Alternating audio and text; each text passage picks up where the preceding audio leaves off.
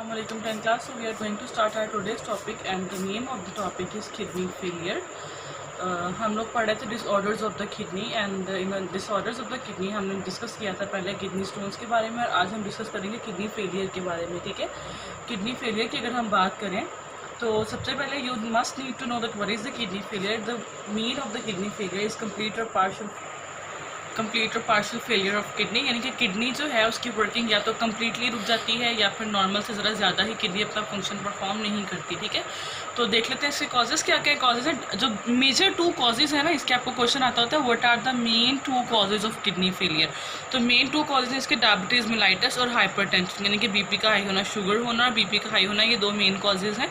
उसके बाद ड्रग ओवरडोजेज, यानी कि ज़रूरत से ज़्यादा मेडिसिन अगर आप ले रहे हो या आपकी मेडिसिन हाइपरटेंसिव की हैं तो उसकी वजह से भी किडनी फेलियर हो जाती है। अगर आपकी किडनी को ब्लड इंटरप्शन हो रही है, यानी कि जो sudden interruption to blood supply, यानी कि किडनी को जो ब्लड सप्लाई हो रही है, आपकी जो रीनल आर्टरीज रीनल वेन्स हैं उनमें अगर कोई सडन इंटरप्शन किसी भी वजह से ब्लॉकेज हो जाती है या रुक जाती है ब्लड की सप्लाई, तो उसकी वजह से भी किडनी फेलियर हो जाता है। फिर अगर हम इसके सिम्टम्स देखें, हमें कैसे पता चलेगा कि किडनी फेलियर जो है ये हो रहा है, तो इसमें क्या होता है high level of urea and other salts in the body. जाहिर बात है किडनी फंक्शन परफॉर्म नहीं करेगी तो वो सॉल्ट्स को फिल्टर नहीं कर सकेगी, तो उसकी वजह से क्या होता है कि यूरिया और दूसरे वेस्ट है उनका लेवल हमारी बॉडी में हाई हो जाता है। इसके अलावा वॉमिटिंग हो जाना, नोजिया, मैंने पिछले लेक्चर में आपको बताया था नोजिया क्या होता है, क्या मतलब मतली आना, आपको लगता है कि जैसे आपको क्या आने वाली है लेकिन वो बेसिकली होती नहीं है।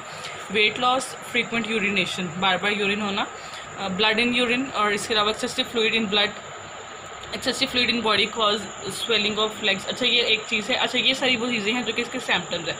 उसके बाद अब जब किडनी फंक्शन परफॉर्म नहीं कर रही, यानी कि बेसिक फ्लूइड्स और सॉल्ट्स आपकी बॉडी से एक्सट्रैक्ट नहीं हो रहे, तो उनकी एक्सेसिवनेस की वजह से, उनकी ज़्यादती की वजह से क्या होता है कि लेग्स पे, फीट पे, फेस वगैरह पे स्वेलिंग हो जाती है। इसके अलावा ब्रीथ, आपका जो सांस है शॉर्टनेस ऑफ ब्रीथ होती है, यानी कि सांस छोटा छोटा और बार बार सांस आता है। ठीक है, अगर अब हम इसके ट्रीटमेंट की बात करें तो इस किडनी फेलियर को दो तरह से ट्रीट किया जा सकता है।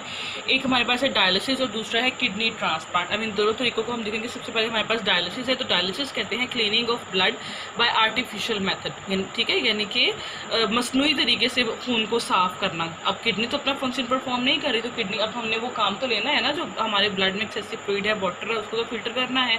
तो जो आर्टिफिशियल वे में जो ब्लड की क्लीनिंग होती है उसको डायलिसिस कहा जाता है। दो तरह की डायलिसिस होती है, पेरिटोनियल डायलिसिस एंड हीमोडायलिसिस। ठीक है, पेरिटोनियल डायलिसिस एंड हीमोडायलिसिस दो तरह की डायलिसिस जो होती हैं, इनको देख लेते हैं कि ये क्या होती हैं।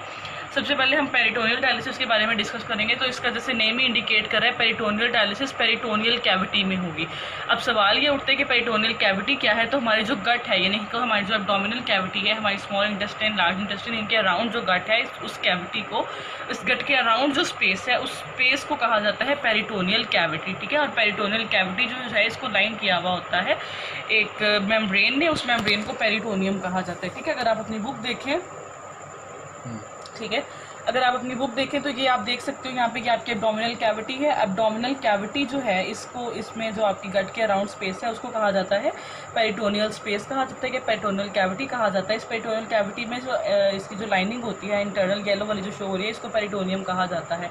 अब होता क्या है कि जो आपकी पेरिटोनियल कैविटी है, अगर मैं यहाँ पे इसको हल्का सा आपको एक स्केच दे दूँ, ये फॉर एग्जाम्पल अगर आपकी पेरिटोनियल कैविटी है तो पहले यहाँ पे डायलिसिस फ्लूइड को इंटर किया जाता है। डायलिसिस फ्लूइड वो फ्लूइड होता है जिसमें कि एक एबिलिटी होती है कि वो एब्जॉर्ब कर सकता है आपके ब्लड में जो भी वेस्ट मटेरियल है, excessive water, excessive salts, uric acid, इन सब चीज़ों को। तो डायलिसिस फ्लूइड को आपकी बॉडी, आपकी जो पेरिटोनियल कैविटी है उसमें इंटर कराया जाता है, उसको आपकी बॉडी में रिलीज़ किया जाता है। फिर उससे क्या होता है कि जो आपकी एब्डोमिनल कैविटी है, जो आपकी पेरिटोनियल कैविटी है, उसमें जितने भी ब्लड वेसल्स हैं, उन ब्लड वेसल्स से जो एक्सेसिव सॉल्ट, एक्सेसिव वाटर होता है, वो डायलिसिस फ्लूइड जो होता है उसके अंदर पंप हो जाता है कि डायलिसिस फ्लूइड में डिफ्यूजन के थ्रू जो है उसको ट्रांसफर कर दिया जाता है। Peritoneal fluid is place in peritoneal cavity. इसके अलावा waste material from peritoneal blood vessels diffuses into dialysis fluid.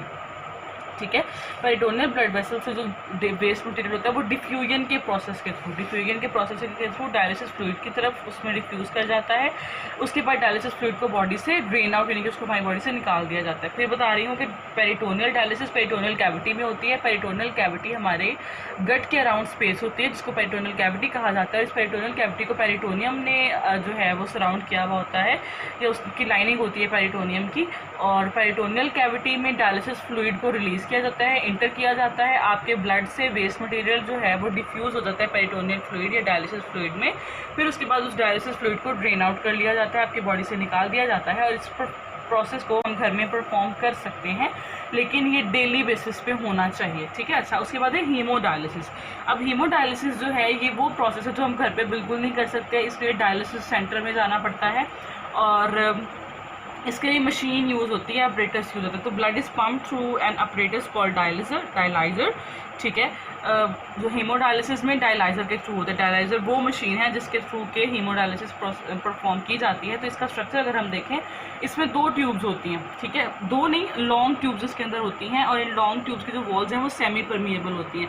Semi permeable आप लोगों ने पीछे पढ़ा है, सेमी परमिएबल मीन्स कि वो ऐसी मेम्ब्रेन या ऐसी एक लेयर जो कि कुछ सब्सटेंसेस को पास होने देती है, कुछ को पास नहीं होने देती। अगर हम अब इसको बुक से देख लेते हैं, ये पूरा डायलिसिस बनाया हुआ है। अब देखिए इसमें लॉन्ग ट्यूब्स हैं, इन ट्यूब्स के अंदर जो है वो आपका ब्लड मूव करता है और इन ट्यूब्स के अराउंड जो बाकी स्पेस होती है उसमें डायलिसिस फ्लूइड मूव करता है, ठीक है। तो होता क्या है कि blood flows through the tube, blood in tubes में फ्लो करता है, dialysis fluid around the dialysis fluid जो है वो अराउंड द ट्यूब फ्लो करता है।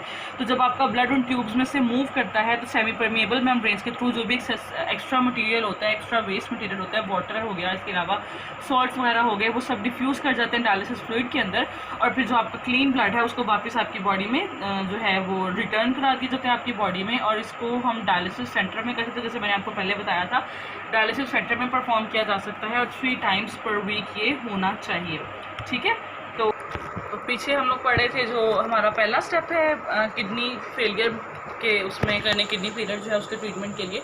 और अब हम लोग दूसरा देखेंगे कि दूसरा कौन सा तरीका है, दूसरा कौन सा इलाज है, कौन सा ट्रीटमेंट है किडनी फेलियर को ट्रीट करने के लिए। तो ये किडनी ट्रांसप्लांट, यानी कि किडनी को ट्रांसप्लांट कर देना, पुराने की जगह पे नई किडनी लगा देना। तो replacement of patients damage kidney with donors healthy kidney, यानी कि एक बंदा जिसकी किडनी बिल्कुल फेल हो चुकी है, वो बिल्कुल काम नहीं कर रही, हम क्या करते हैं कि उसको रिप्लेस कर देते हैं डोनर की हेल्दी किडनी से। अब इसमें होता क्या है, बेसिकली पुरानी किडनी को रिमूव नहीं कराया जाता, बल्कि जो न्यू किडनी होती है जो डोनर ने दी है उस किडनी को ही अटैच कर दिया जाता है, उस किडनी को अटैच कर दिया जाता है किसके साथ, जो पेशेंट है उसके पेशेंट की यूरिनरी सिस्टम के साथ, और जो उसकी ट्यूब्स हैं किडनीज की, यूरेटर और इन सब के साथ उसको अटैच कर देते थे, ठीक है। तो इसको डिसीज डोनर और लिविंग डोनर, यानी कि ऐसा भी हो सकता है कि एक पर्सन की डेथ हो गई है तो वो उसकी भी अगर किडनी सही हालत में है, वर्किंग अपनी परफॉर्म कर सकती है, तो वो भी डोनेट की जा सकती है। जो लिविंग डोनर है वो भी अपनी किडनी डोनेट कर सकता है। और इसके अलावा donor may not be relative, ठीक है। तो हो सकता है कि जो डोनर है वो रिश्तेदारों में से कोई हो, और ज़रूरी नहीं है कि रिश्तेदारी हो, आप बाहर से भी कोई बंदा को डोनेट कर सकता है, लेकिन वो भी किस केस में डोनेट कर सकता है। जैसे हम ब्लड डोनेशन के लिए बात करते हैं कि कोई बंदा ब्लड डोनेट कर रहा है तो उसके लिए क्या चीज़ ज़रूरी है कि जो आपकी ब्लड प्रोटीन्स हैं, जैसे आपकी एंटीजन एंटीबॉडीज, उनका मैच करना ज़रूरी होता है, ब्लड ग्रुप का मैच करना। तो इसमें क्या होता है कि टिश्यू प्रोटीन्स जो हैं डोनर और पेशेंट, इनका मैच करना ज़रूरी है, ठीक है।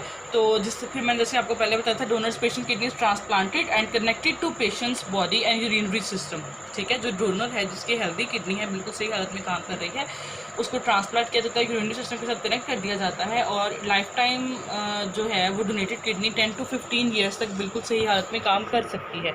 लेकिन ये कोई बहुत ऑथेंटिक या बहुत हम कहें कि जी बड़ा अच्छा तरीका है कि किडनी ट्रांसप्लांट, ऐसा नहीं है।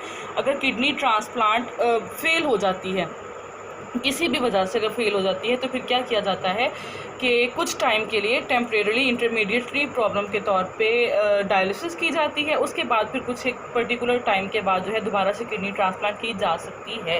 लेकिन कुछ प्रॉब्लम्स हैं जो कि फेस करनी पड़ती हैं या हो भी सकती हैं, ज़रूरी नहीं है कि हों, लेकिन हो भी सकती हैं। वो ये है कि ट्रांसप्लांट रिजेक्शन, यानी कि टिश्यूज़ की मैच नहीं हुई है अच्छे तरीके से, तो ट्रांसप्लांट जो है वो रिजेक्ट हो जाता है, किडनी को एक्सेप्ट ही नहीं करती बॉडी। इन्फेक्शंस हो सकते हैं और इसके अलावा इम्बैलेंसमेंट इन बॉडी सॉल्ट्स, जो आपकी बॉडी सॉल्ट्स हैं उनमें उनकी जो रेंज है वो ऊपर नीचे हो सकती है। और इसके अलावा एक चीज़ ये भी होती है कि देखिए, अब जो किडनी आपकी बॉडी में ट्रांसप्लांट की गई है वो है तो कोई फॉरेन सब्सटेंस है ना, बाहर से आने वाली कोई चीज़ है, तो आपकी बॉडी उसको एज एन एंटीजन नहीं लेती है कि बाहर से कोई चीज़ ही आपकी बॉडी में आई है, आपकी बॉडी उसको एज एन एंटीजन कंसिडर करती है, फ़ौरन से एंटीबॉडीज़ आके उस पर वर्क करना शुरू कर देती हैं। उसके लिए फिर जो डॉक्टर्स हैं वो क्या करते हैं कि आपको बंडल ऑफ मेडिसिन पकड़ा देते हैं ताकि आपकी इम्यूनिटी जो है ना वो सोई रहे। आपकी जब इम्यून सिस्टम आपका एक्टिव नहीं होगा तो वो जो किडनी आपको ट्रांसप्लांट की गई है तो उस किडनी पे वो वर्क नहीं कर सकेगा, तो इस तरह से होता है। लेकिन उससे फिर ये होता है कि आपकी इम्यूनिटी वीक हो जाती है, ठीक है। तो ये हमारा सारा टॉपिक था किडनी से रिलेटेड, जो हमारा आज ख़त्म हो गया। यहाँ पे अब हम लोग इसकी रीडिंग का लेक्चर एक्सरसाइज करेंगे।